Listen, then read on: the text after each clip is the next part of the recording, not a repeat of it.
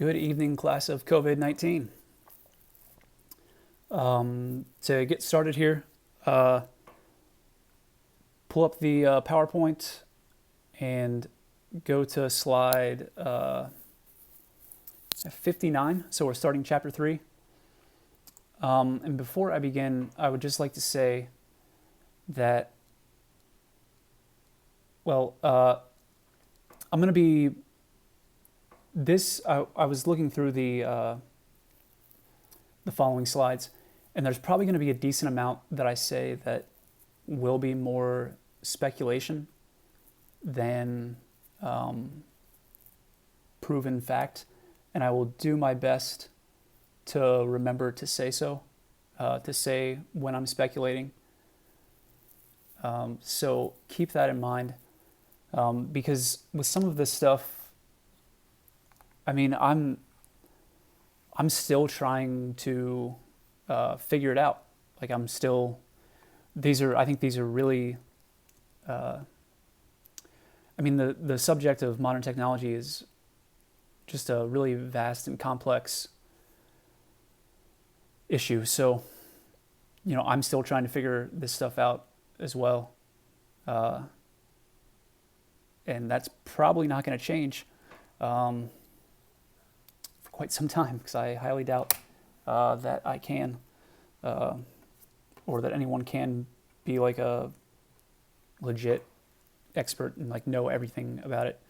Well, I think you know what I'm saying. And one second. Hopefully you enjoyed the podcast with Mr. Globicar.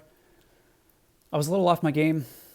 Not really sure why, with asking questions. Like, there are definitely some issues or some things that said that I, thinking back, like I definitely could have gone deeper into. But yeah, I just wasn't quite on top of my game. And since I actually watched it, I had no idea that my bottle was making, or drinking out of the clean canteen, was making that kind of racket. So, got the top off now, so that's not going to be an issue anymore. All right, so paragraph 101. Again, we hear that addressing these symptoms without addressing the cause and origin of the ecological crisis will not solve jack squat. To do this, Papa addresses something that he refers to as the technocratic paradigm, what it means for us, for our place in the world, and the manner in which we act. Now, this does bring up crap. So since we're going through this in a different order than I did last year, your third quarterly was supposed to be a comparative study between Heidegger and Pope Francis. And I'm not sure, because it's pretty tough, and I'm not sure if we're going to still do that as like a big assignment, or not. So I would say, to play it safe, make sure to mark down things that I say, or like especially when I say like this is a lot like Heidegger, because that's going to make it a lot easier for you. But at the same time, I'm not sure if we're going to do it, because it's just, well, hopefully I ordered a webcam, so that'll make it easier for me to do Zoom meetings with you and stuff, instead of just these YouTube videos, because I'm just getting tired of using my phone. So we'll see how it goes.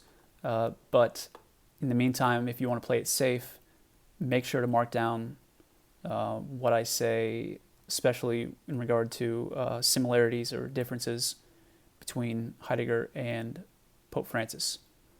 So yeah, make sure to do that. So first of all, regarding slide 59, So what is a paradigm? Paradigm is an example or pattern, especially an outstandingly clear or typical example or archetype. It's also a philosophical or theoretical framework. So when we're talking about a technocratic paradigm, well, I think we actually... No, I don't think... okay, so for a technocratic paradigm, it's going to be just that kind of pattern or archetype or blueprint, perhaps, that is characteristic to modern technology. So that's going to should be more clear as we go on and we get into what exactly he says about it, because I don't think he provides like a clear definition for it. Okay, next slide. So this is section 1, paragraph 102. Technology, creativity, and power. So he says a new era has emerged which has brought with it profound change. The modification of nature for useful purposes has distinguished the human family from the beginning. Technology itself expresses the inner tension that impels man gradually to overcome material limitations. If you have any kind of interest in this, definitely read Letters from Lake Como by Romano Guardini.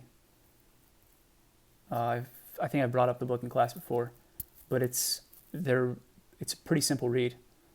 Well, maybe not. It's easy to read, but at the same time, it's also thoughtful and deep. So it's not like, I don't think he puts things in a confusing way. He's a fantastic writer, which definitely separates him from Heidegger. But that's neither here nor there. But yeah, it's his attempt to come to terms with the profound changes that Papa is speaking about here. And because, since he's writing it in like the 1900, I think 1900. So what he's saying, it's not just what he's saying, but the time that he's saying it is, it's pretty fascinating. It's pretty short too. No, not right there. Oh, I don't know where it is. Okay. And also that book is quoted several times in this work, Laudato Si. Now, this is more of a side comment. Excuse me. But I do think it's worth pointing out that while I've yet to do a detailed study showing that this is the case, I'm 99.9% sure that Heidegger was deeply influenced by Guardini, because Guardini was the head of the German Catholic youth movement, and at that time Heidegger was in the seminary, and Guardini wrote on, so there's definitely, he's going to know who he is from his early days. And also the way that Guardini brings up several of the poets that Heidegger would later write about a lot, and the unmistakable connections between Guardini's ideas about modern science and technology and Heidegger's, and also on language too. They're very similar. So it's, the reason I bring that up is because it will be beneficial for you to review the thesis chapter on technology, or to review your notes on it at the very least, because there's so many commonalities between what Papa writes in this chapter and Heidegger's ideas about modern technology. So I'm not just bringing it up randomly or anything like that. When I first read Laudato Si, I couldn't believe that Heidegger wasn't quoted or wasn't referred to in the citations, but since that time, since I've read Romano Guardini, it's become a lot. It's become clear. Why? Because Guardini's what he's saying is also really similar to Heidegger. So there's it's more understandable in that light. This last point about the thing about technology has remedied countless evils. I'm curious about what evils technology has remedied. I mean, I think you could make the argument that again, I'm speculating here, that if it has remedied evils, some of them, at least, are things brought about by modern technology in the first place. So we'll see. Again,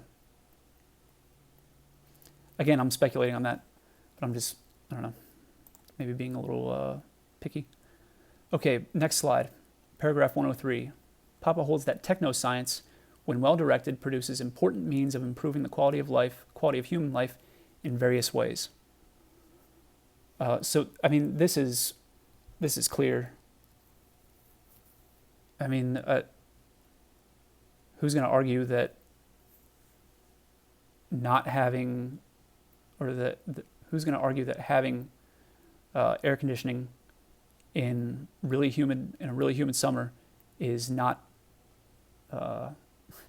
does not improve at least the superficial quality of human life. But also, I mean, you've got things like, just think of all the ways that we're learning about like training athletes, and also neuroscience. I mean, some of the things we're learning are just absolutely fascinating. And they're really helping out the development of people. He then adds that it can also produce art, enabling us, being immersed into the material world, to leap into, that should say, the world of beauty. It says he world of beauty, the world of beauty. Heidegger, I think, would vehemently disagree with this, but that's not one that you can use because it's not brought up in that chapter.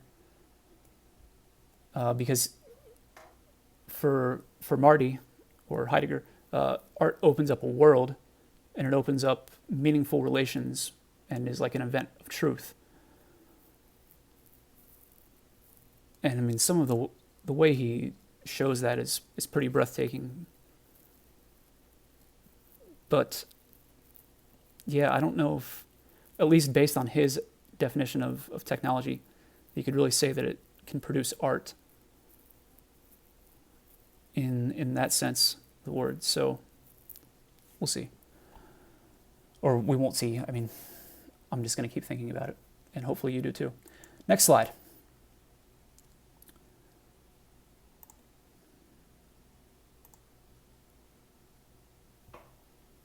Okay.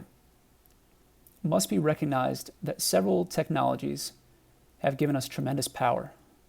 More precisely, they have given those with the knowledge and especially the economic resources to use them an impressive dominance over the whole of humanity and the entire world.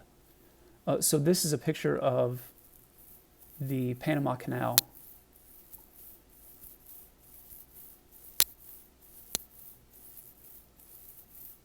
So there is a difference here between Heidegger and Papa, but it's a bit subtle. It is actually quite subtle. Now,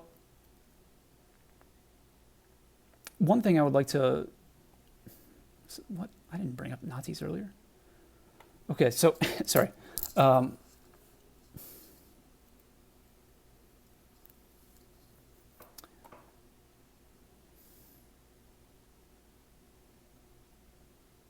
right, yeah, I'm just going to say this. Okay, so you know who's responsible for like a lot of the technological development we had at least in the mid 1900s, early to mid 1900s? It was Nazis.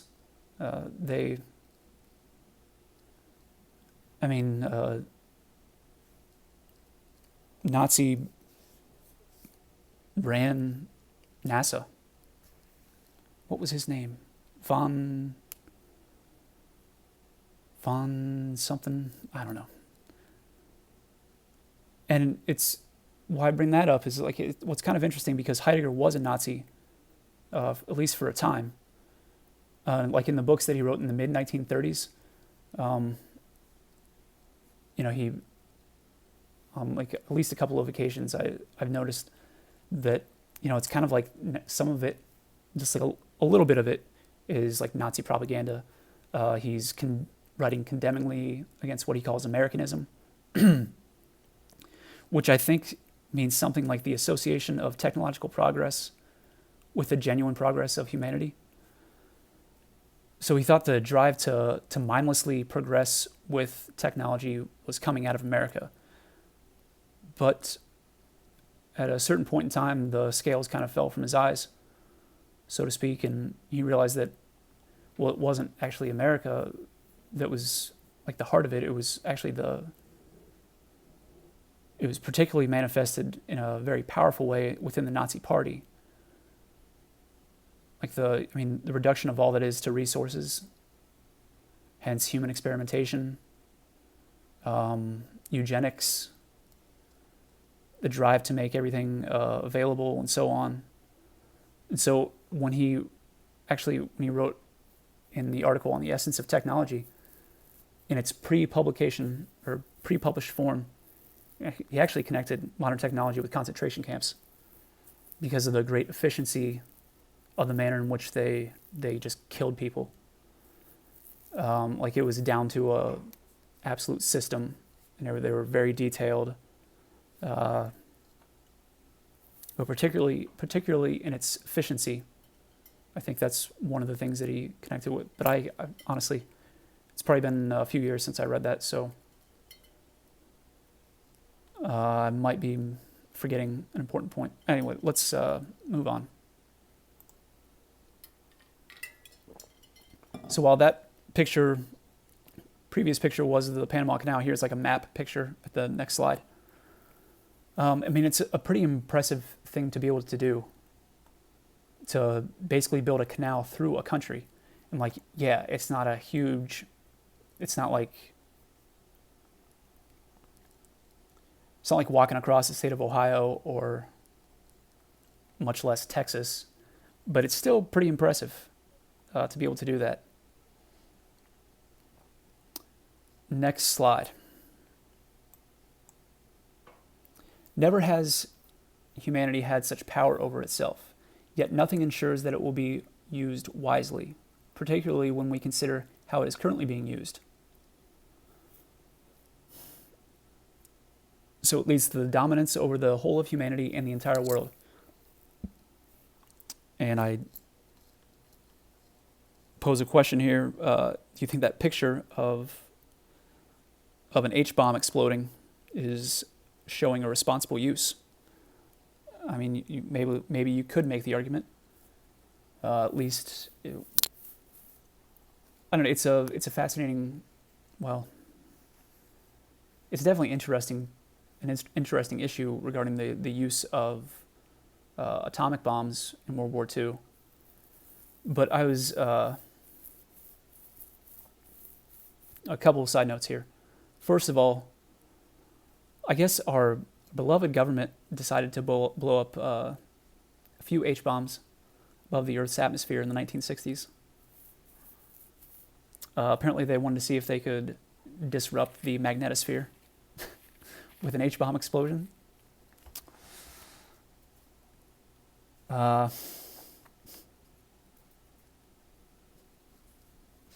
Next point, or next side note, is I've been listening to this, or at least through Lent I was listening to it, but I'm going to continue listening to it. A fascinating podcast called The Cold War, What We Saw, I think. Yeah. And it's fantastic. At least the earlier episodes were really good. Now it's kind of, it's still really good, but not quite as piquing to my interest. But there's this stat that was thrown out there about if you added up all of the conventional bombs used during World War II and you compared that to an H-bomb, an H bomb was something like, or I think I want to say the first total. So like all the conventional bombs combined used were like something like 2 million or 2 to 4 million pounds of TNT or tons of TNT, I think. But an H bomb, in one H bomb, which uses an atomic bomb as the trigger, by the way, it's something like 20 million tons of TNT, or equivalent to 20 million tons of TNT.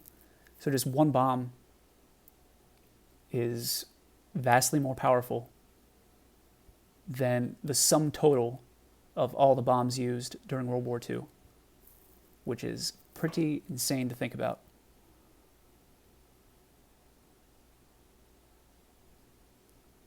Okay, next slide. Paragraph 105. First, the tendency to believe that every increase in power is an increase in progress, an advance in security, usefulness, welfare, and vigor, as if reality, goodness, and truth automatically flow from technological and economic power as such. So it's a fantastic example of how, well, at least what I was attempting to describe earlier on this semester. This semester, about the way modern technology can determine, to a degree, our very thought. Okay, so it's what some would refer to as a metaphysical bias. Okay, so it's like you're assuming, without really thinking about it, you're just kind of in that mental framework that further development in modern technology is synonymous with the genuine progress of humanity. But secondly, we have not been trained to use our power well because technological development hasn't been accompanied by development in responsibility, values, and conscience. So when Papa is speaking of technological development paired with responsibility and awareness of our own limitations, that is a big difference from Heidegger because why? Hopefully you can remember, but it is kind of complicated. Well, not that much.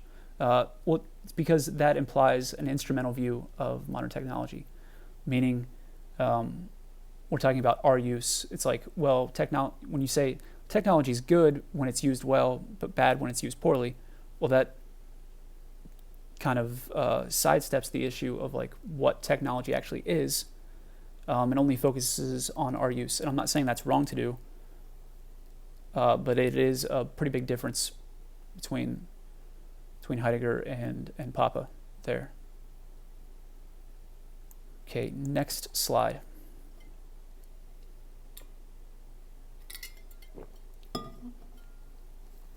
So Jurassic Park illustrates that point, I think, very well.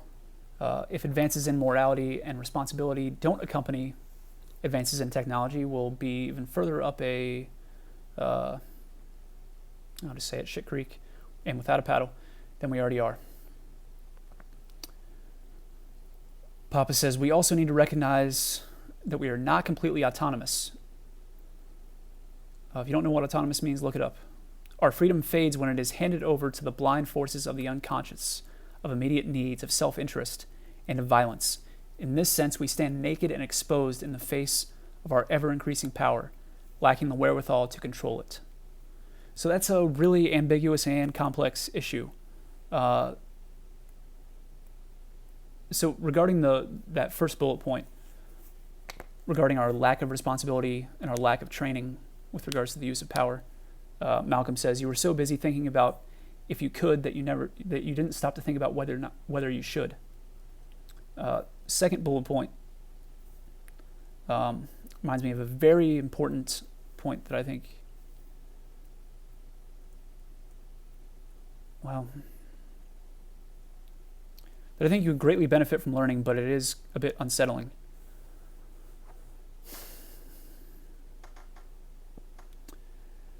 Do you think you know yourself? Like, are there one or two things you tend to do frequently that you wish you wouldn't do? then ask yourself, well, why don't you stop doing them? Or is there a great habit that you want to pick up? So we're not talking about things that your teachers or your parents say that you should want. I'm talking about you personally, like what you want to do. So if there are these things that like you want to do or want to stop doing, why don't you stop? I mean, as strange as it may sound, you don't have full control over your actions, or at least some of the time. Like think about all the impulses that you'll have that can go directly in contrast with like your well thought out intentions of pursuing a particular path. I mean, these impulses and moods can actually shape the way you act. And as of now, you may not have control over them. I mean, over time, it's like the great spiritual teachers tell us to practice self-control. Why? Because pretty sure if you don't have self-control, you don't have control over yourself. So part of you is kind of out of your control and you don't know what it is about. That's kind of brings in the thought of Carl Jung and the unconscious, which is mentioned here. I do highly recommend reading Carl Jung, but do so with caution. I mean, he's a brilliant thinker, like really brilliant guy, but it's definitely challenging. And also, it's difficult, especially if you're doing it on your own, because he's not the clearest writer in the world. Like he's absolutely brilliant, but he's not really specific with some of his terminology. So it's really helpful to have that, or to have some kind of guidance if you go about trying to read his works. I would definitely recommend trying to find like a good secondhand, or not secondhand, good secondary source. That's what I meant to say. So, in other words, a writing about his thought, by someone who really knows what they're talking about, and kind of use that as maybe like a guide or a map if you do try to read his stuff, because it is really good. It's very enlightening. Okay, so this is a really ambiguous and complex issue. Next slide. Why is that so? Well, on one hand, Heidegger makes a pretty good case, and I guess you're going to have to take my word for it, unless you want to read this book, Question Concerning Technology and Other Essays. Probably also read this one, Bremen and Freiburg Lectures.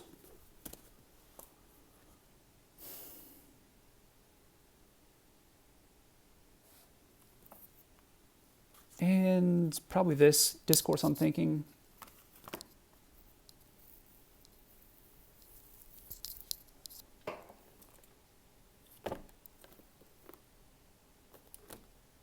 Oh, definitely 4 seminars.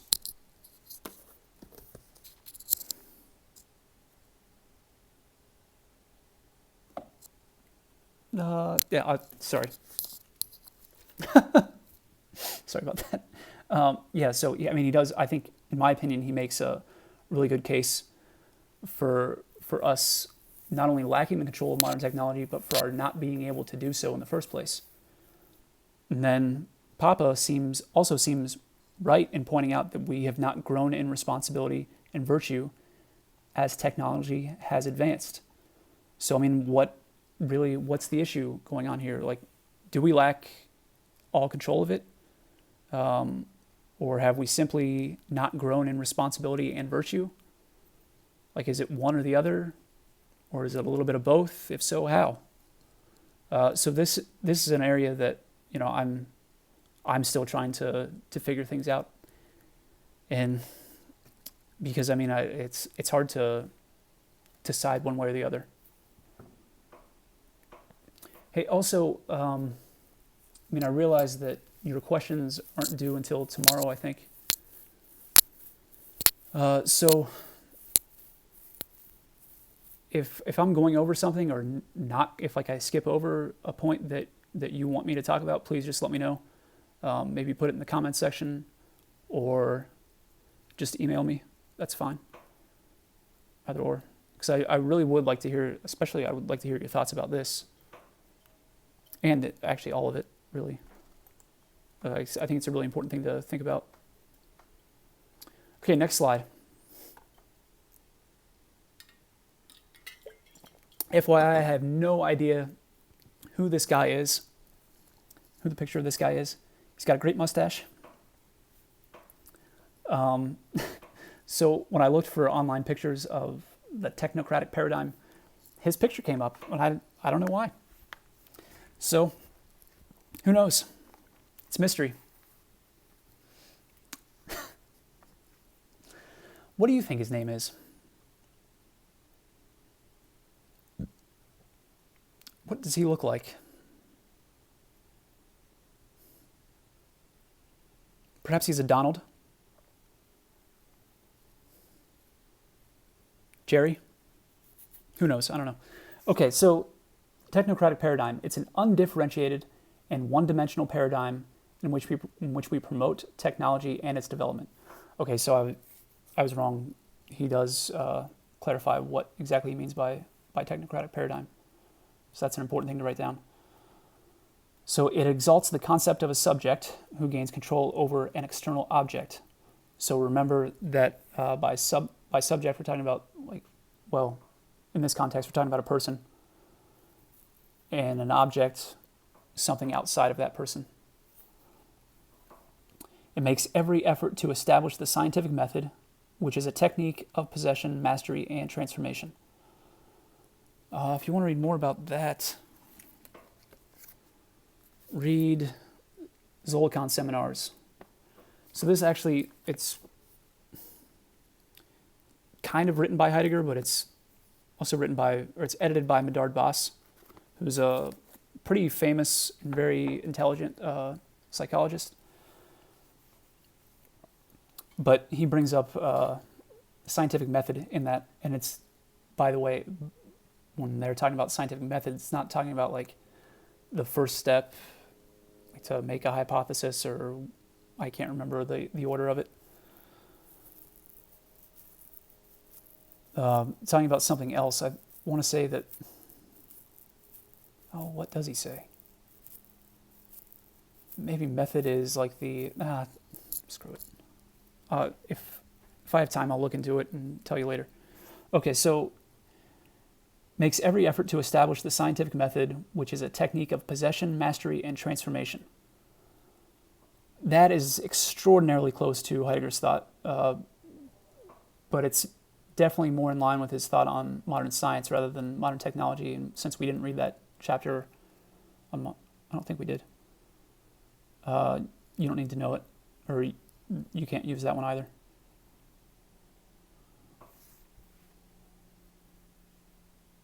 Unless, well, yeah, you probably could use it because it still applies. All right, so to understand this last point, I think we need to go a bit deeper. Now we got to recall the subject-object relationship, like what we're talking about there. And this is something that we've gone over before, but I think it's worth repeating. So think about, what does it mean to treat another person as a person or as a human being? And then contrast that with, what does it mean to treat another person as an object? Now in my notes section of this, I didn't write anything down because I was just writing the answers on the board that you would give for me. So, I mean, I guess that what it means to treat another person as a person or as a human being, well, that's to do so with care, treat them as having dignity, treat them as having free will. I think that's a big one. And capable of being responsible, loving people. And what it means to treat something as an object, or especially to treat a person as an object. Well, replaceable, probably. Disposable. Something you can really study, like in a detached way, not detachment as in like the virtue of detachment. There's probably some more in there, but next slide.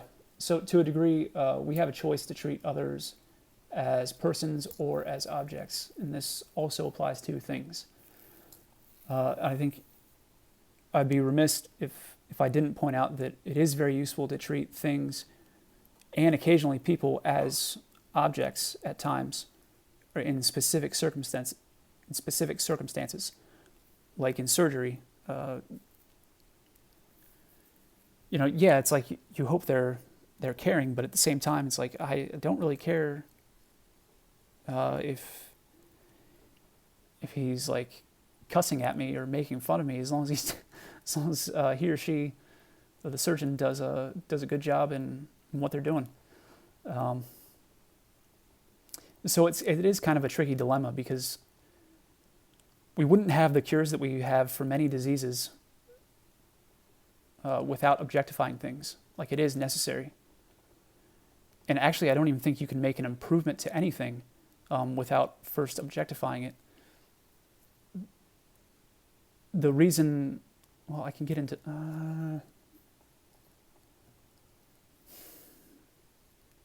if you want me to go into why, if you want me to justify that statement, let me know, and I'll do so in the next video. Because that's going to get us on another tangent that could be long. All right, so, but the problem is, okay, so yes, it's necessary for many things, but when we do that, we become closed off to other aspects of the things being. So it's one reason why I think it's really important to understand what modern science and technology are. It's important to understand that, like, they do set up a framework in which we think and understand and act. And it's really important that we see that, okay, that's not the only way in which we can or should think and act. Freaking Canadian geese. I saw some guy, when it was warm, like maybe it was last Wednesday, I hear this huge commotion from geese. So I look out my window and then went out on my balcony. And this guy has his dog with him, and the dog is chasing the geese off the grass into the water. And then he has this like a little remote controlled boat that he's driving after the geese. It was priceless. Okay, next slide. It is as if the subject were to find itself in the presence of something formless, completely open to manipulation. All right, so here there's there's actually a similarity and a difference. I mean, the similarity being our understanding things as having the being of resources, meaning completely open to manipulation. Okay, so what is a resource? Well, it's disposable, it's replaceable, it's something that we can easily manipulate and kind of impose our will upon. And that is very clear there. But the difference being that Heidegger actually wouldn't refer to the human being as a subject, but you wouldn't have been able to gather that from the thesis, because I don't think I brought that up, at least not in that chapter.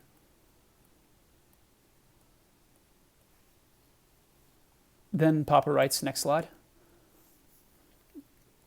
Men and women have constantly intervened in nature, but for a long time, this meant being in tune with and respecting the possibilities offered by the things themselves.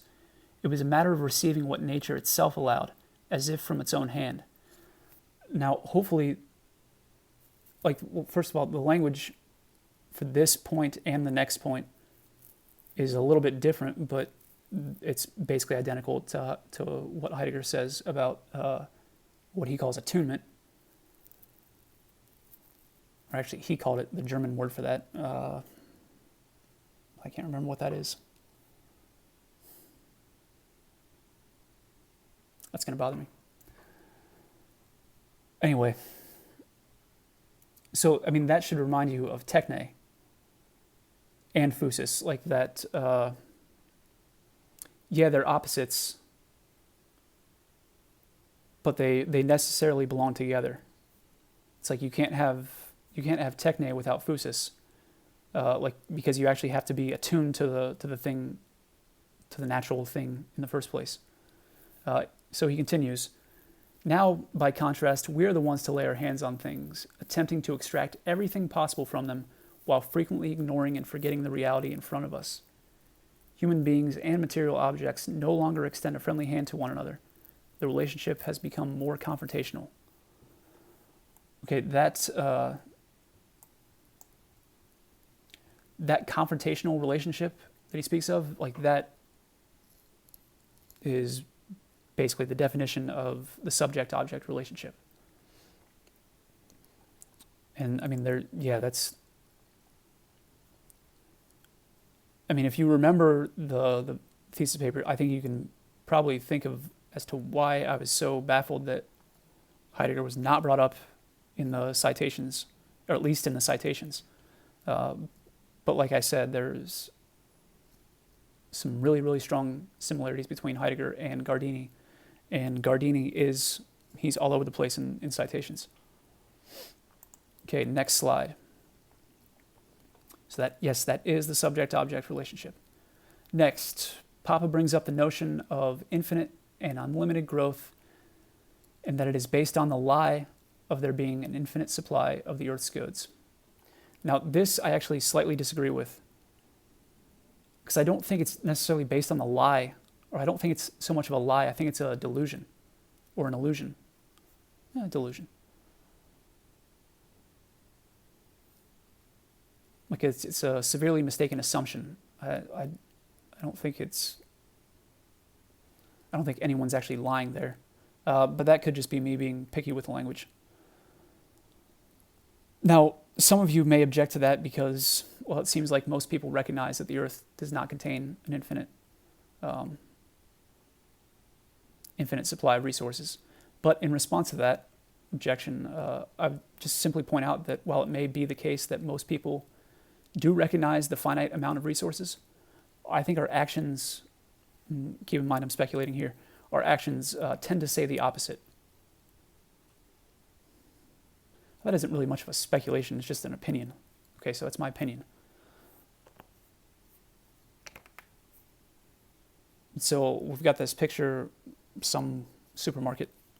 I can't remember if it's of a specific one, but definitely implies an infinite supply.